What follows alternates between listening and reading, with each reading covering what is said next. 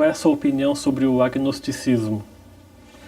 O agnosticismo, ele vem próximo do ateísmo, né? Porque gnose é conhecimento, agnose fora, quer dizer, não crer.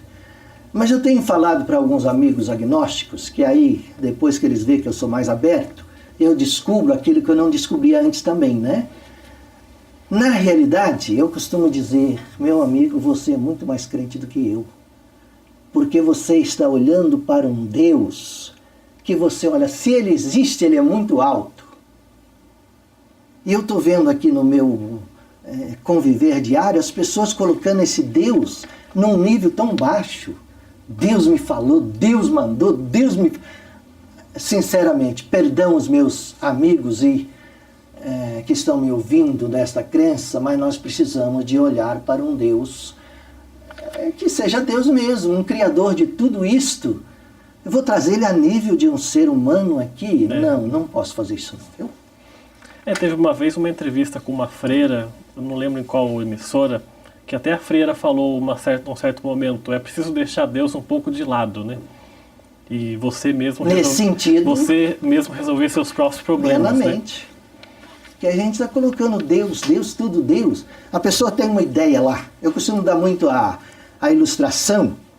A mocinha está querendo um namorado, aí encontra qualquer um aí da rua, já vem... porque olha, Deus me mandou, porque ele isso, aquilo, Deus me mandou. Quando é amanhã, ela vê que é um tranqueira, ela diz que é o diabo que mandou. Então não é melhor ver antes? Então é por isso que eu falo, vamos procurar conhecer esse Deus antes, gente. Conhecer aquilo que Deus ninguém vai conhecer, né? Foi uma pergunta que você me fez lá atrás. Mas eu posso conhecer até onde Ele quis nos revelar através da sua palavra. Agora, falando sobre o Jacareí, né? O senhor está na cidade faz 27 anos. 27 anos. Veio para trabalhar como missionário. Sim. E hoje o senhor pertence à Academia Jacareiense de Letras. Sim. Como é que foi esse convite para entrar na academia? Fala um pouquinho sobre esse... Desde que eu estava lá no sítio ainda, eu já comecei a mandar cartinhas, lá com a minha letrinha toda tremendo, toda para as revistas, inclusive da denominação, né? Eu guardo muito as tranqueiras antigas, a papelada, tem muita coisa, tem caixas assim de coisas minha que já saiu, eu gosto dessa área. Essa veia então do escritor já vem desde criança, então. Acho que vem do nascimento, né? Antes, sei lá, não sei de onde que vem. Aí eu vou para o Rio Grande do Sul já como missionário, a primeira coisa que eu vou é nas emissoras de rádio e no jornal, né? Primeira edição do jornal Nova Época, lá em Canela, já tem a minha coluna lá, que eu estava morando lá. E vou escrevendo. Chego em Jacareí, a primeira coisa que eu fiz, procurar o Diário de Jacareí também, eu escrevia. O meu primeiro livro de poesia, sempre gostei muito de poesia, foram todas poesias evangélicas. Mas eu tinha um problema para editar, porque eu sou muito perfeccionista, né? Estou tentando tirar isso, que demais não é bom. Então eu precisava de alguém para corrigir essas poesias. E não estava encontrando pessoas amigas realmente, a não ser que eu pagasse alguém, eu não estava a fim de gastar muito, né? É uma bobagem minha, sou muito seguro. Meu ladinho judeu, né? Eu gosto de segurar muito. E não editei essas até hoje. Até que, estando aí numa organização aí da prefeitura, num local aí de desses cursos, eu encontrei lá as pessoas para escrever esse livro, né? Welcome to Brasil, cada um contando a sua história, como veio a família para o Brasil. E eu conto aqui a minha história do que eu sei, tanto do lado da minha mãe, né? Como do lado do meu pai. Do lado da minha mãe veio de Portugal, e eu não entendi aquela barba do meu avô, que eu não os conheci, mas o retrato, né? Eu sou da última geração de todos os netos, mas é um judeu perfeito. Só que agora que eu descobri que realmente descendente de Levi, que era irmão de Judá, né? Então, sangue israelita. E, de repente, escrevemos esse livro, não fui nem no lançamento, e escuto a dona Nilce, que era primeira presidente da Academia de Letras, dando uma entrevista na Rádio Clube, pela manhã, no primeiro aniversário, que ia ter o primeiro aniversário da academia, né? Eu saí correndo naquele dia procurar, e na próxima reunião eu compareci lá. Eu chamei minha filha mais velha, fomos, ela me ajudar a dar um pouco de coragem, né? Cheguei lá e já entrei na próxima turma, que foi a maior turma, que tomou posse na época, né?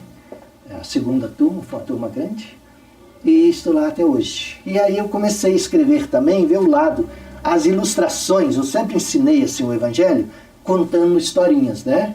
Então eu tenho mais de 500 poesias, tudo dentro das ilustrações que eu contava. Porque a ilustração, o próprio Senhor Jesus, quando ele ensinava, ele contava ilustrações das mais simples, né? Mas a historinha, ela não grava somente no coração, na mente da criança, mas do adulto. E nós queremos colocar palavras difíceis, né? E eu faço poesias muito simples, mas que tem uma lição que eu posso olhar para aquela pessoa, a criança e o adulto entender. E esse livro, O Poeta e o Guardanapo, esse título vem da onde? Explica um pouquinho sobre esse livro. Esse livro eu coloquei até aqui na introdução, né? Fiz uma introduçãozinha aqui. É porque cada lugar que eu sento, num local, eu pego um guardanapo, escrevo uma poesia, alguma coisa. Vou anotando tudo, né? Uma pena que eu não organizei tudo isso direitinho, chegando em casa. Eu vou jogando, né? Vou amontoando. Mas eu escrevo, praticamente foi escrito tudo em guardanapos, né? Coloquei até aqui, né? Aqui eu tenho poesia que eu escrevi em cima do mar Mediterrâneo, passando de avião, né? Para o Egito, do Egito para Roma. Tenho poesias feitas andando a cavalo, tenho poesias feitas em vários países, no ônibus, principalmente. Eu entro no ônibus, é a coisa que eu mais sinto, porque eu trabalhava demais. Eu tinha 4 horas para dormir, tanto do tempo de estudante lá no Rio de Janeiro, como depois de trabalhar, né? Eu trabalhava tirando 4 horas apenas para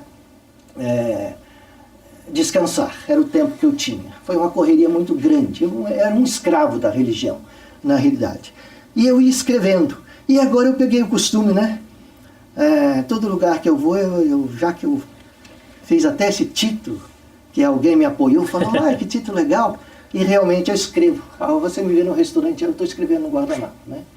Enquanto me trazem, às vezes, o almoço, enquanto espero um pouquinho, vem aquela inspiração, ou mesmo de madrugada, aí eu pego qualquer papelzinho lá. Mas a maioria aqui está escrito e guardadas, né? Esses guardanapos, a maioria estão guardados lá. O rascunho, eu escrevi no guardanapo. O senhor também é vice-presidente da Associação Brasileira de Teólogos, né? Sim. Como se relacionar a teologia com a psicanálise, que o senhor fez as duas faculdades? Como é que se dá essa relação de uma coisa com a outra?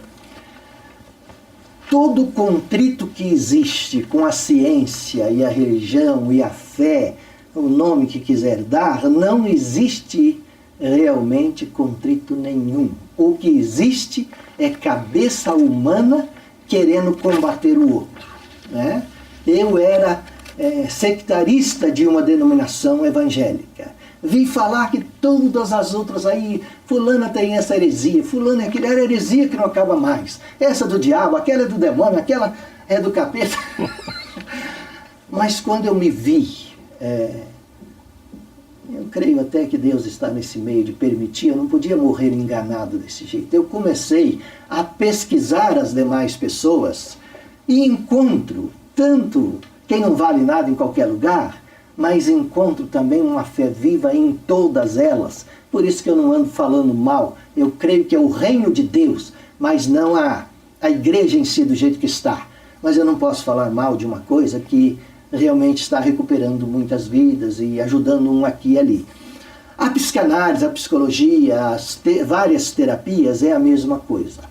Na teologia a gente trabalha com inconsciente, na psicanálise, na teologia com o espírito, que no meu tempo de estudante de teologia ainda se dizia, a maioria, que alma e espírito era a mesma coisa. Hoje é inconcebível uma teologia desta, alma e espírito ser a mesma coisa.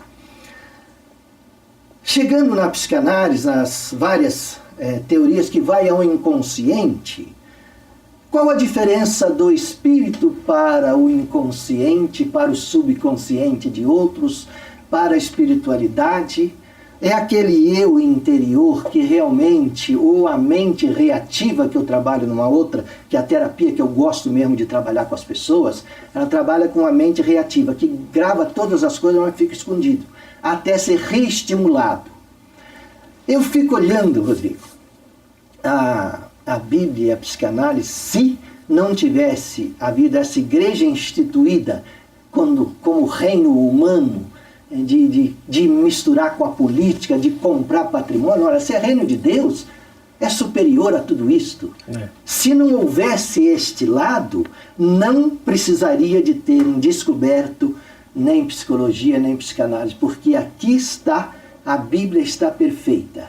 Só que as pessoas que estudam teologia não vê esse lado, porque estuda doutrina, então passa cegamente ali por cima, né? Uma coisa que eu conto nesse livro, para você ver como as pessoas passam sem perceber. Eu chego no meio de as igrejas que eu vou ensinar, pastores, eu escuto aí na rádio, televisão, eles vão orando assim: Pai nosso que estás no céu, santificado seja o teu ou o vosso nome, venha a nós o vosso reino. Esse venha a nós não existe. Eu procurei no hebraico, no grego, nas traduções católicas, nas traduções francesas, nas traduções espanholas, inglesas e alemãs. Em nenhuma delas eu encontrei esse venha a nós. Aí eu peço assim para provar as pessoas, né? Fala assim: vamos ler a oração do Pai Nosso. Todo mundo lê certinho. Fala: agora vamos repetir a oração do Pai Nosso. Todo mundo repete sem perceber. Então passa por cima de uma coisa tão simples.